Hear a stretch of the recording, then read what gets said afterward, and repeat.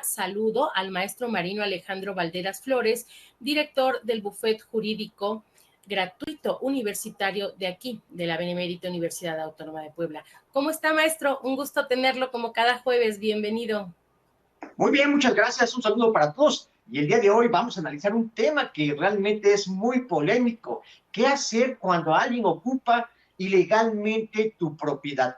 Fíjense ustedes que muy frecuentemente en la ciudad de Puebla, y no solo en Puebla, sino en el resto del país, casas, departamentos, terrenos son invadidos por los llamados paracaidistas y se vuelve una verdadera pesadilla recuperar lo que por tanto tiempo nos costó trabajo obtener y pues reclamar esta propiedad.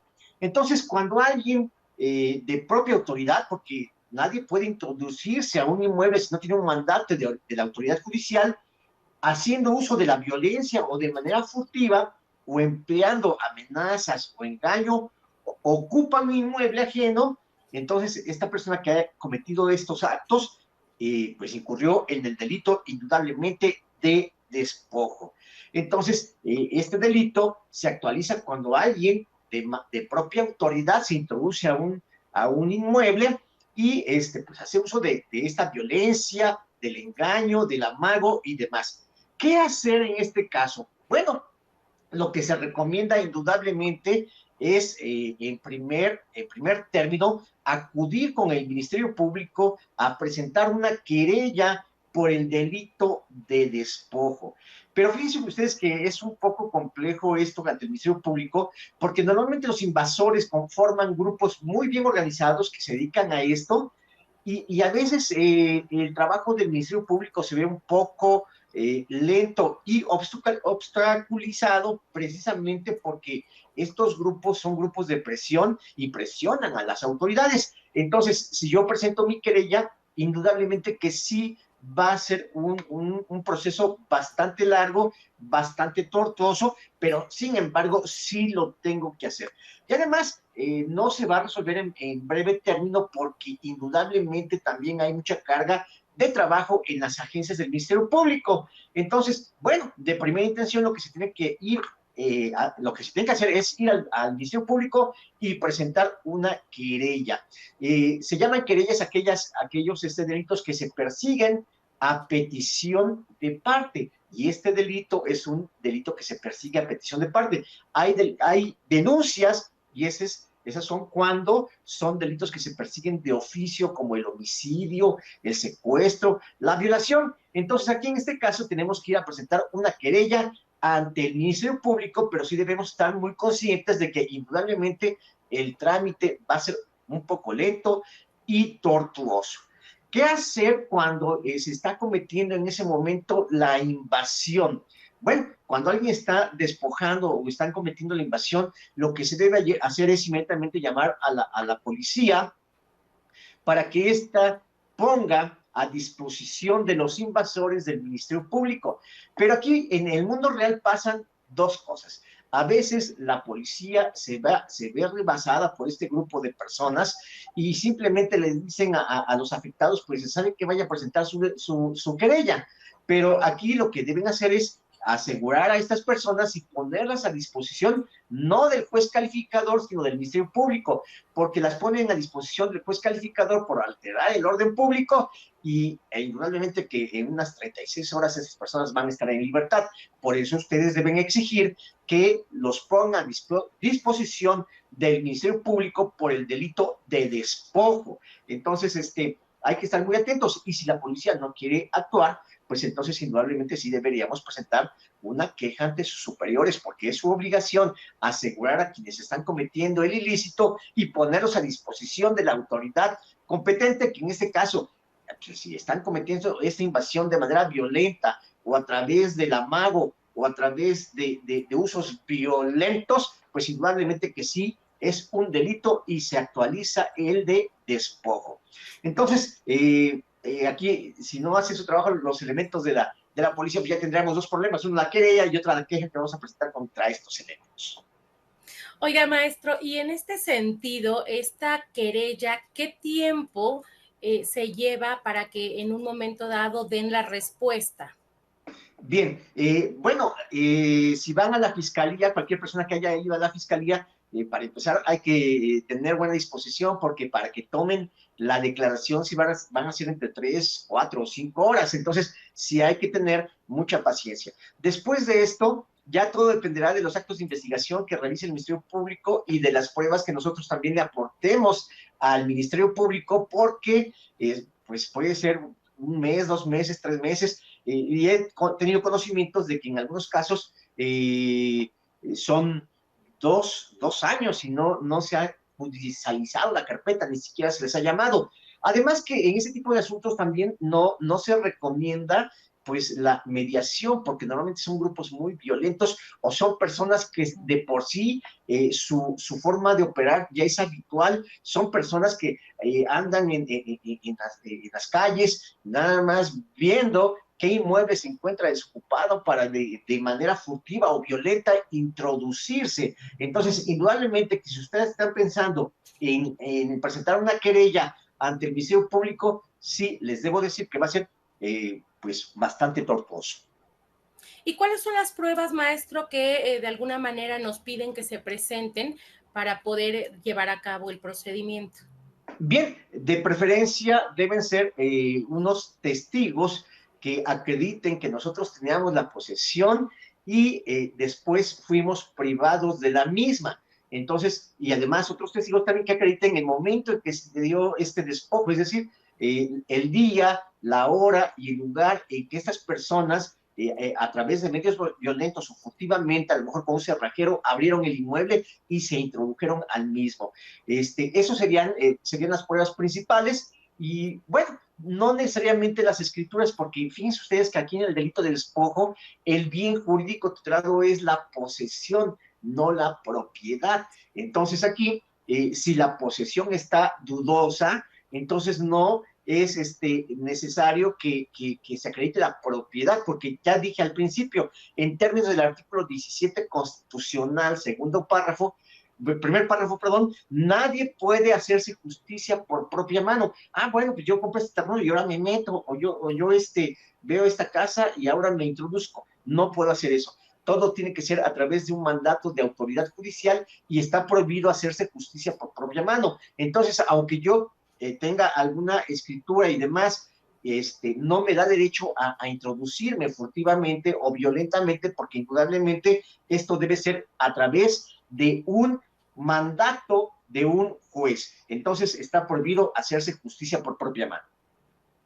Oiga, maestro, y en el caso, por ejemplo, de los terrenos baldíos, que a algunas ocasiones, pues nadie los reclama, ya llegaron, se instalaron y todo, ¿pueden quedarse esas personas con esa propiedad cuando no hay alguien que diga, esto es mío?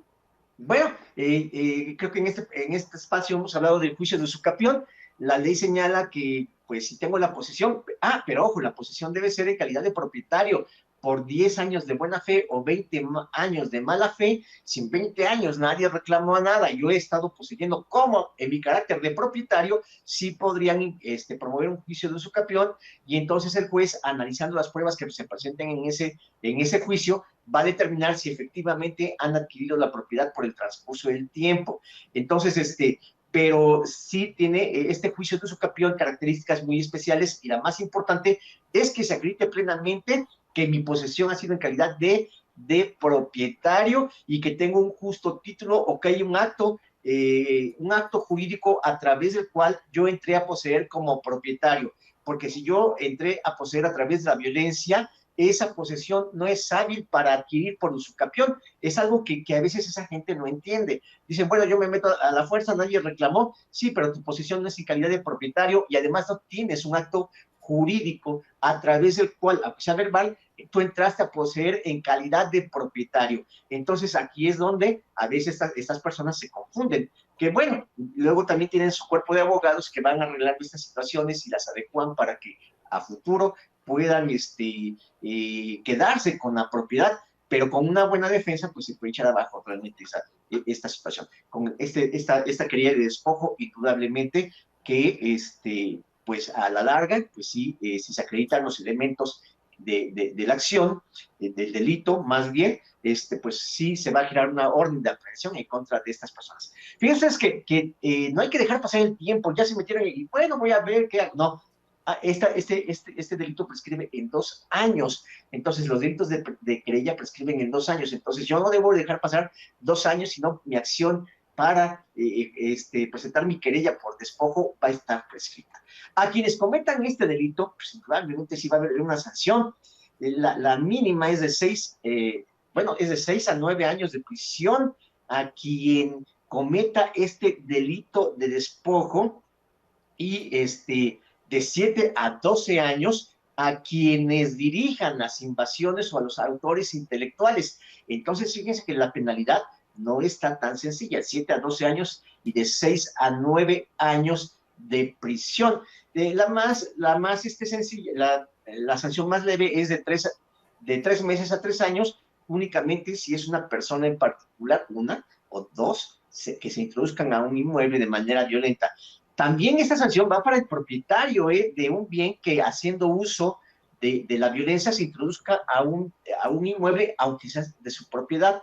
El clásico arrendador que saca al arrendatario está cometiendo un delito que se llama despojo, porque ya insisto, nadie puede hacerse por justicia por propia mano, y a lo mejor esa persona podría decir, bueno, pero es que es mi propiedad, sí, pero tú entregaste la posesión a través de un acto jurídico que es un contrato de arrendamiento, pero pues es que yo soy el dueño, sí, pero tienes que tener un mandamiento de un juez para que puedas, el juez te dé la posesión, de lo contrario no puedes hacerte justicia por propia mano.